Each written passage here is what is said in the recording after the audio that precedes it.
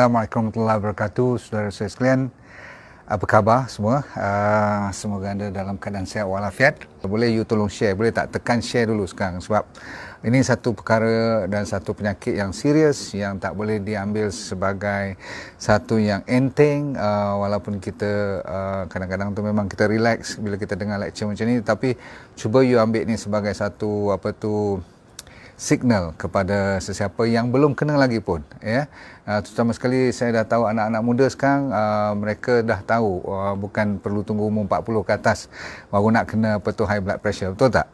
Umur sekarang 20-an, 30-an dah mula. Sebab apa? Dah ramai yang obese, yang ramai yang dah ada pre-diabetic. Okey, kita doakan bagi mereka yang tengah sakit sekarang, yang tengah kena stroke dan sebagainya tu, sebab high blood pressure ni memang boleh menyebabkan sampai ada masalah heart problem dan terutama sekali stroke lah. Kena jaga betul-betul, okey.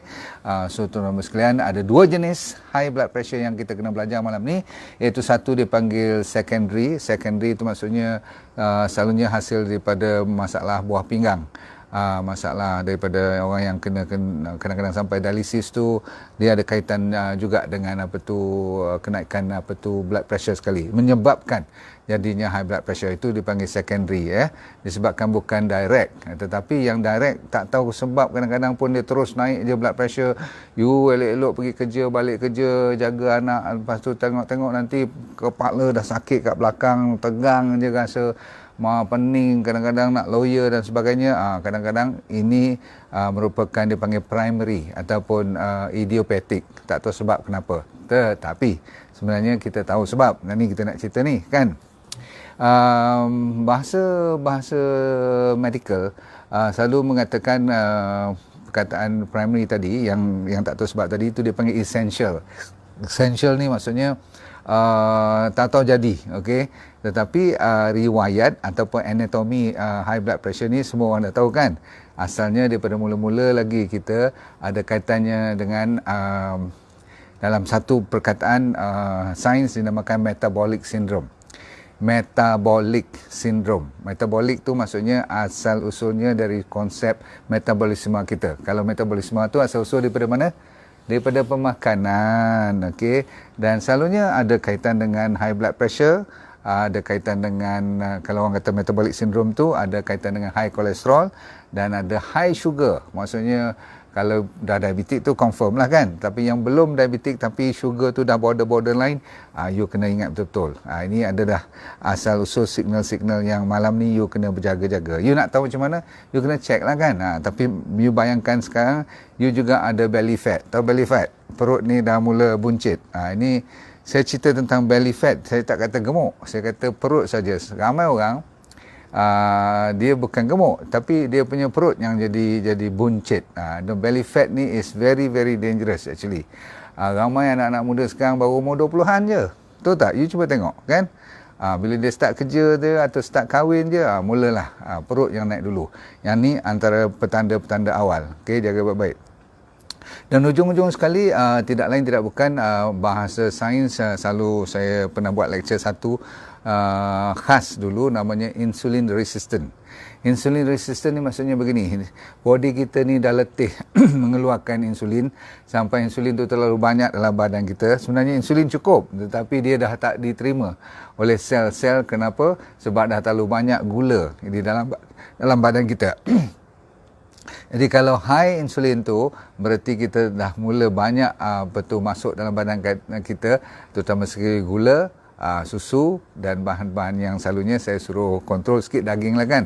Tapi malam ni kita fokus kepada gula dan susu dulu. Okey. Kenapa? Dia akan menyebabkan, tengok saya cerita. Nombor satu, bila belum you dapat diabetes pun, asal-asalnya kalau gula tinggi dalam badan, walaupun tidak didiagnose you sebagai diabetic patient, mulanya you punya arteri dah mula jadi stiff. Maksudnya pembuluh darah you dah mula jadi apa? Jadi keras. Jadi orang kata tak boleh lentur lagi dah. Dia dah mula orang panggil very very keras. Jadi bila keras ni belum ada plug lagi pun dah mula. Dia dah jadi keras tu, maksudnya blood pressure mula naik nanti. Lepas tu bila gula lebih, rupanya insulin pun tinggi. Yang jadinya ialah sodium ataupun orang kampung kata garam di dalam badan kita, sodium akan jadi lebih tinggi. Dia punya sifatnya bila sodium tinggi, maka walaupun saya suruh garam tu calit kat lidah, itu lain cerita. Tapi dalam badan kita tu, kalau sodium ni tak boleh diproses elok, dia tersimpan tinggi sangat, sodium tu membahayakan. Itu yang dipanggil high blood pressure, disebabkan oleh garam tu. Sebab garam tu tak boleh dilepas kat luar disebabkan terlalu tinggi insulin. Tengok tu, insulin tinggi, sodium jadi tinggi, arteri jadi keras. Dan lepas tu dia juga merendahkan potasium. Anda tahu kan, pernah dengar potasium kan? Cuma anda tak teringat lah potasium ni untuk apa. Potasium kalau rendah, senang kena high blood pressure. Saya ulang, kalau potasium rendah, high blood pressure boleh meningkat tinggi. Jadi nanti saya akan bagi jenis makanan-makanan apa yang you harus amalkan supaya kita boleh menurunkan blood pressure. Dan ujung-ujung sekali, apabila ada masalah yang saya kata insulin ni, maksudnya gula tinggi dalam badan dan sebagainya, perut, lepas tu high kolesterol pun ada lagi, high sugar dalam badan, maka dia boleh panggil vasoconstriction. Vessel kita, pembuluh darah, boleh menguncup. Dia patut besar macam tu, katakan, okey. So dia boleh jalan, you punya blood vessel tu punya peredaran darah tu cantik. Bila terlalu tinggi insulin dalam badan kita disebabkan terlalu banyak gula, maka dia boleh jadi macam tu. So asal usul high blood pressure, kalaupun dalam bahasa medical tu kadang-kadang dia kata idiopathic. Idiopathic tu maksudnya tak tahu kenapa, tak tahu jadi. Sebenarnya semua orang, you dan saya pun secara logik tahu. Semuanya berasal usulnya daripada pemakanan. Faham? Okey. So, yang paling penting saya dah ulang, ingat 10 kali kot. Gula. Jangan you main-main dengan gula ni. So, first thing first, keluarkan dalam dapur you semua gula. Okey, kalau you nak hindar daripada kena stroke dan sebagainya. Tak percaya, buat dulu. Lepas 3 bulan you tengok blood pressure you turun tak. Sebenarnya tak sampai 3 bulan. Selalunya program saya kalau you masuk yang full program, tak sampai 3 hari dah boleh nampak ada bezanya. Tapi mungkin malam ni tak sempat lah saya nak cerita semua. Yang penting ada 7 perkara yang you kena belajar malam ni. Boleh? Copy ambil nota. Okey, bagi tahu kat kawan semua, satu Malaysia, satu Nusantara. Kita bagi tahu kita nak menjayakan program supaya anda semua tak kena high blood pressure. Number 1, ikut diet yang dipanggil DND diet tu. Okey, secara asasnya ialah dia tidak benarkan gula, tidak benarkan susu. Dan kalau you nak ikut betul-betul lah, you jangan ambil apa saja yang bermata dan berkaki. Kalau you tengah ada blood pressure sekarang, you ikut program ni, insyaAllah dalam masa 3 hari you akan nampak dia akan turun. Lepas tu ubat tu you pergi check dengan doktor you, minta dia kurangkan. Sebab kalau saya suruh you stop makan ubat, nanti jadi apa-apa you salahkan I pula. So you bekerjasama dengan doktor you. Kalau dah blood pressure turun, pasal apa you nak makan ubat banyak-banyak, betul tak? Dan sebab ubat tu pun kan ada dia punya side effect. Kan saya selalu kata, kalau ambil satu ubat diabetes, you akan lambat laun makan ubat high blood pressure. Kalau you ambil high blood pressure punya tablet, lambat laun setelah 2-3 tahun nanti, you akan makan ubat blood pressure dan ubat kolesterol dan ubat kadang-kadang ubat blood thinner lagi. So jadi ubat ni kalau boleh kita nak discuss dengan doktor kita, jangan terlalu nak cepat nak bagi, faham tak? Buat dulu diet tu, okey? So saya ulang. Diet, DND diet, kalau nak belajar, ambil program DND Academy tu, terus belajar 1,5 jam tu. Daripada pagi saya ajar calit garam dengan air, lepas tu buahnya berapa banyak, lepas tu sayur berapa banyak, lepas tu makan ubi, makan bahan-bahan yang sampai you boleh kenyang tetapi kontrol. Tidak ada gula, tidak ada susu, tidak ada daging tu. Bila dah improve, ada cheat day, kita benarkan 2 kali seminggu. Untuk you langgar perintah pun tak apa, no problem. Langgar undang-undang sikit tak apa. Tapi insyaAllah secara berbulan-bulan you buat tu, you punya blood pressure akan jadi stable je, cantik. Okay, 1. Itu so diet. Malam kita puasa kan, lepas pukul 8 ni macam sekarang, you jangan nak mamah apa-apa lagi sekarang ni. Okay, no supper for now. Tetapi makan kacang-kacang sikit, makan buah-buahan, air anytime, no problem. Terutama sekali air kosong lah dengan garam kan. Okey, you dapat tangkap cerita tu. Nombor 2, yang dipuasakan orang putih panggil intermittent fasting tu, don't worry, you ikut style kita punya sunnah hari Isnin dengan Khamis tu pun lebih pada cukup dah. Buat je, okey.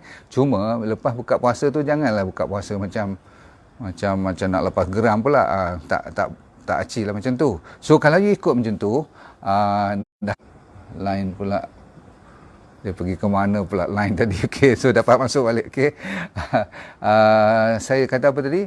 Ikut diet, DND diet betul-betul, buat fasting yang belah malam lepas pukul 8 tu sampai pagi, start balik dengan air dengan garam kita. Lepas tu hari Isnin dengan Khamis, kalau kurang-kurangnya sehari seminggu lah buat full fasting, puasa betul kita, puasa sunat tu, no problem. That is the best. Jadi tak payah nak ikut intermittent fasting, Mak Saleh buat tu semua. Kita dah siap. Nombor 3 ialah, you kena kurangkan, ada satu hormon dinamakan kortisol. Kortisol ni nama je, tetapi yang penting ialah kurangkan stres.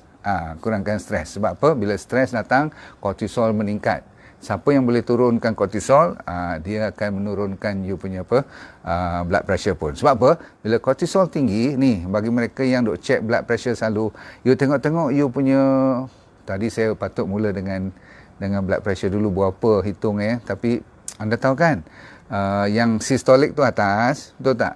Yang diastolic tu bawah. Sorry, minta maaf, saya patut cerita tu dulu. Mungkin makcik-makcik kampung ni mungkin tak pernah dengar kan. Systolic tu yang atas, diastolic tu yang bawah kan, yang picit tu kan. You suka yang mana? Yang pakai mesin ke, yang pakai yang jenis letak stetoskop tu? Saya lebih suka yang stetoskop tu. Sebab yang tu kita boleh dengar betul. Mesin ni kadang-kadang kalau you nampak dia haru biru, sat tinggi sampai 180, bawah 120, you nanti panik pula kan. You buat lagi sekali, dia turun pula 150, bawah 100, so you tak tahu mana betul kan. So you relax, betul-betul buat. Kalau dah ada mesin mana pun, asalkan dia tidak tinggi daripada 160, bawah 100. Saya ulang lagi sekali, 160 bawah 100, itu dah kira tinggi sangat. Kalau boleh 150 bawah 100 tu maksimum. Saya ulang lagi sekali, 150 atas, bawah tu 100, itu maksimum. Okey. Kadang-kadang dia naik 160, bawah 100. Itu pun masih dibenarkan. Sebelum you nak makan ubat, you ikut saya punya program ni, insya-Allah dia akan turun 140, bawah katakan 95 pun tak apa lagi. Untuk kita yang atas pada 50, atas pada 60, you tak perlu balik ke 120, bawah 80. Kalau tak mau turun sampai ke 130, bawah 90 pun tak apa. Saya ulang lagi sekali, jangan panik. Selalunya bila kan kita jumpa doktor, kalau 140 bawah 90 dah bagi ubat semua. Relax. Okey, relax. Sebab saya dah kata ubat tu ada kesan sampingan, tetapi kalau you sampai pening kepala, sampai you rasa macam tegang belakang, memang yang tu kena minta bantuan ubat doktor dulu. Tapi malam ni, kalau you dah jaga diet, you dah ada fasting, you ada puasa sunat dan juga puasa malam tu, dan you kurangkan kortisol dengan mengurangkan stres, beres. Saya janji pada you, insya-Allah, tak bolehlah kata 100% kan, tapi ramai orang buat 3 ni je dah cun dah. Tapi nombor 4, kalau you boleh ikut malam ni saya punya nasihat, you insya-Allah lagi cepat baik. Tengok nombor 1 ialah vitamin D3. Tulis vitamin D3, D3. Dan kalau boleh, kenapa D3 ni? Sebab dia meningkatkan kalsium dalam badan kita. Kan matahari, kalau dapat pagi-pagi ataupun pukul 10 pun tak apa, 11 pun tak apa, asalkan dapat matahari tu, you tak beli D3 pun tak apa. Tapi selalunya saya galakkan beli juga. Sebab apa? Nak harapkan you kena matahari. Kadang-kadang musim hujan, kadang-kadang matahari naik, you sibuk, betul tak? Dan siapa pula nak pergi buka baju, nak bubuh macam Mak Saleh tu kalau nak sunbathing betul-betul, itu baru efektif kan. Jadi orang perempuan sekarang kan pakai tudung dan sebagainya, habis semua tu, jadi tak dapat matahari. So you mau tak mau, you kena beli, pergi kat farmasi minta D3. Tengok kalau you pergi beli kat farmasi, banyak sekarang, you boleh order online pun, tapi hati-hati sebab you kena tengok dia punya international unit tu berapa.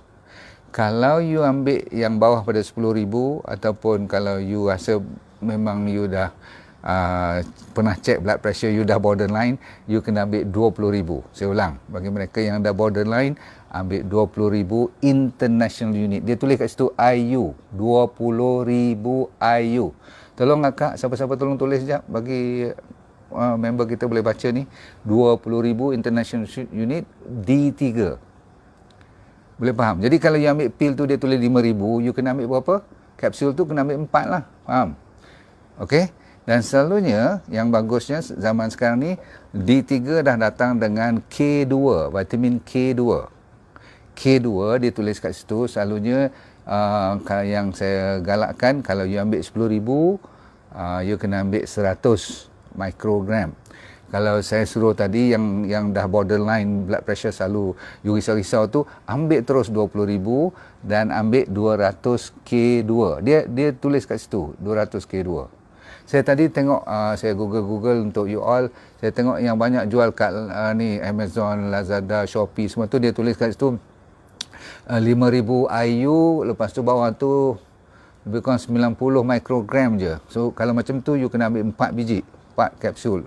Baru dapat 20,000 vitamin D3 dan lebih kurang 200 K2. Boleh faham? Boleh ingat semua ni? Okey, kalau you pening kepala, you PM kat admin saya boleh hantar kat you.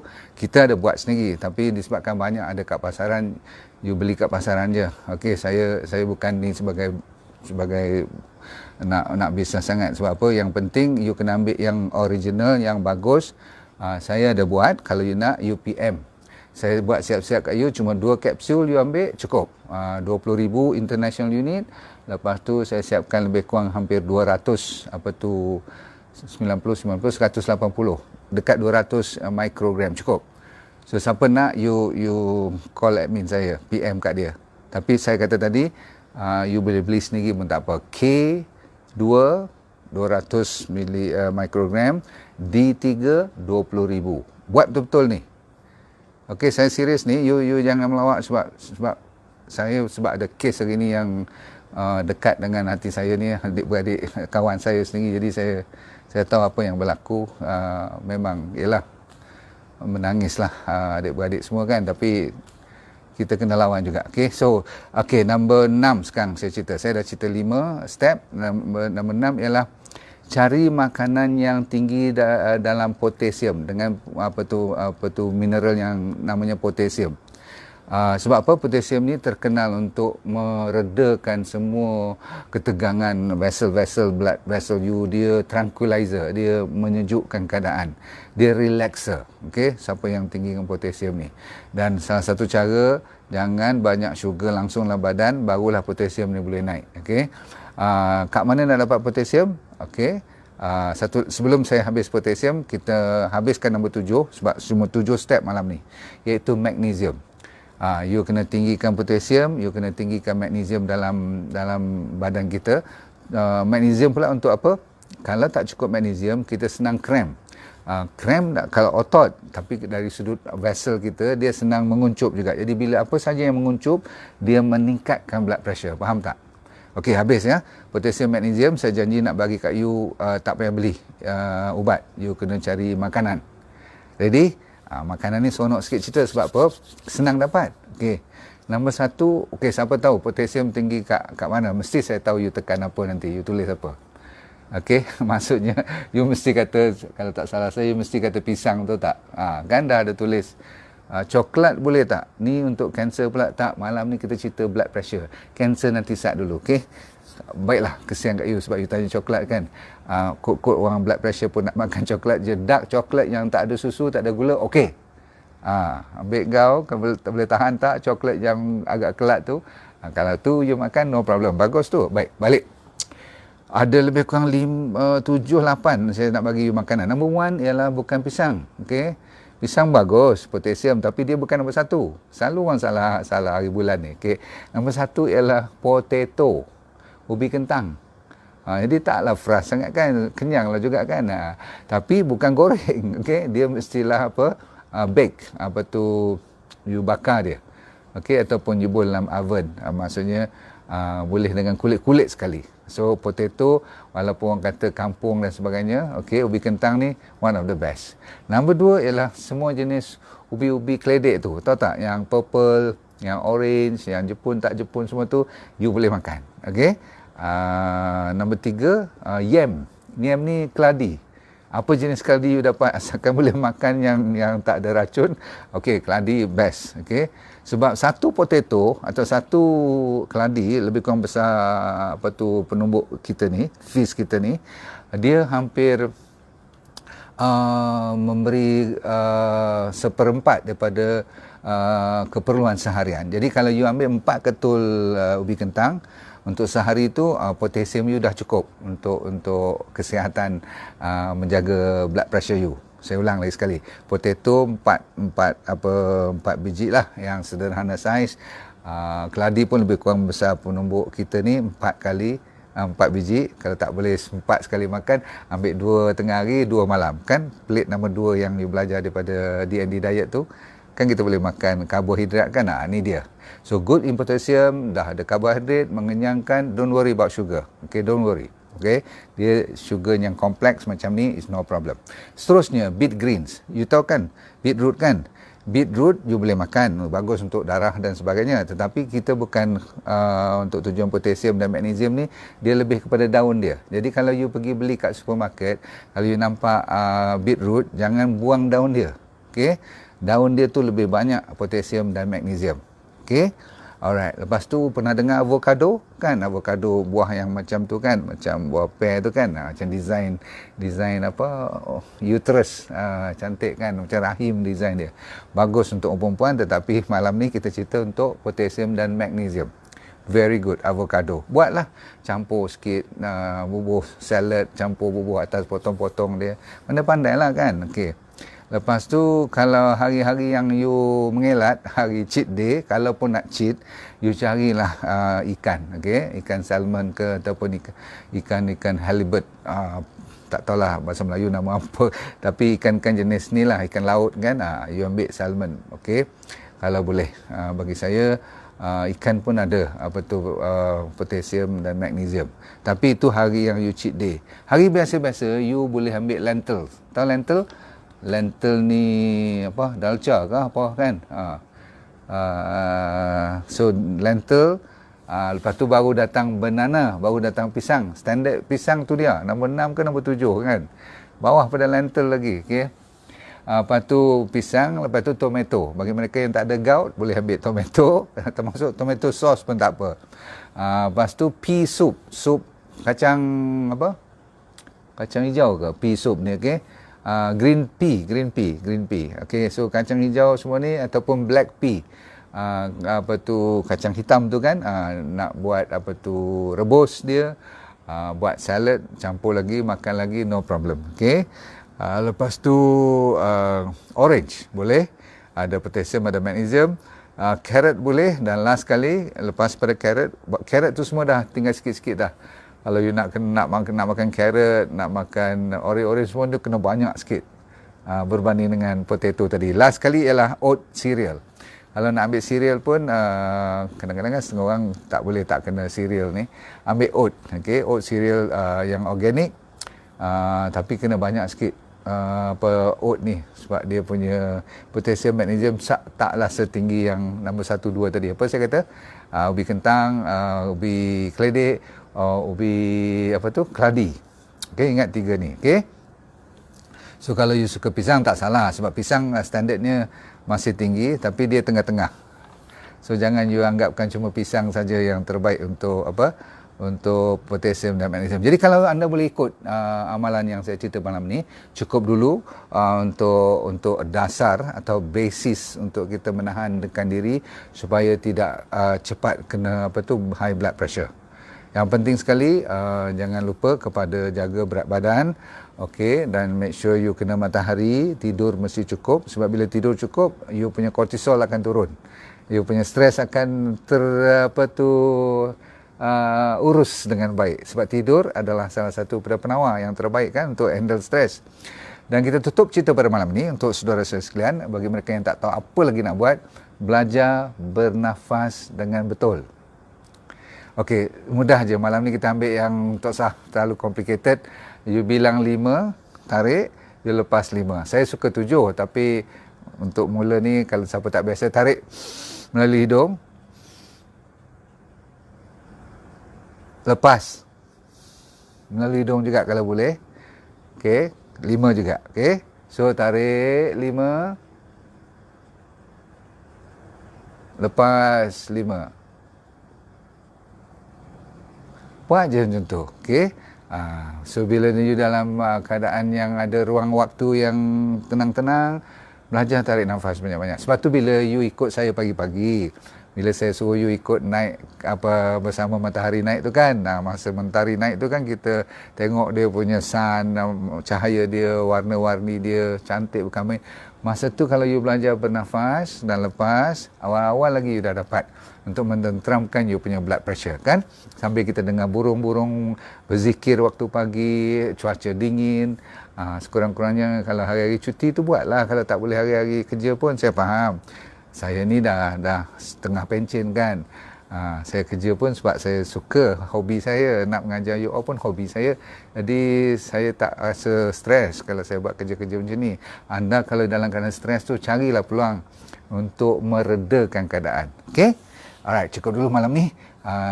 Saya mengharapkan you jangan kena high blood pressure. Tapi kalau kena, kalau you tak tahu nak buat apa-apa, you PM kat admin saya. Kalau tak tahu nak cari K2 dengan apa, D3. Oh, jangan lupa kepada Sacha Inci. Sacha Inci juga terkenal.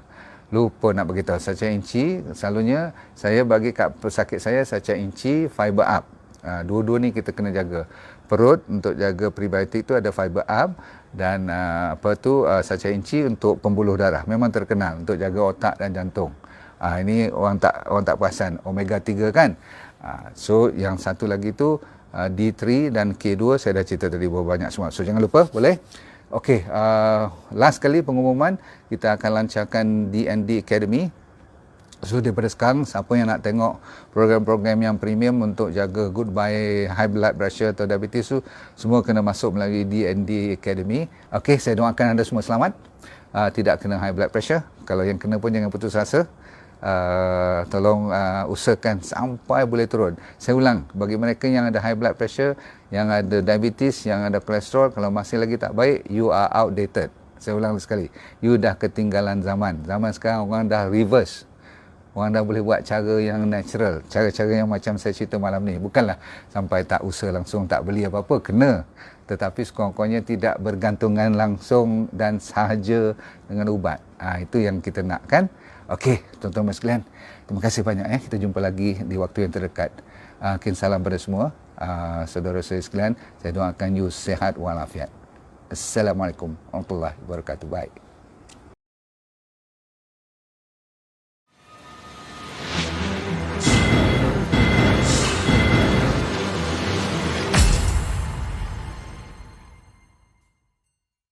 Bagi anda yang berminat dengan program yang semacam ini dan nak tahu lebih lanjut pula tu, tapi tak ada masa, anda sibuk lah katakan kan. So yang penting ialah senang je, saya dah buat program online namanya VIP Well for Life Program. So apa you kena buat, you layari drnordindarus.com, kat situ dia beri keterangan lanjut. Tapi yang penting dalam tu ada apa, you buka je pakai password you tu, you akan dapat satu yang program yang full seminar, macam 1,5 jam, seolah macam you datang seminar saya lah kan. Tapi you duduk kat rumah aja, kat mana saja pun tak. So you jangan risau, cuma tap into drnordindarus.com, minta dan tengok kat situ sendiri explanation tentang Well for Life VIP Well for Life Program. Saya jumpa anda di puncak kesihatan yang terbaik.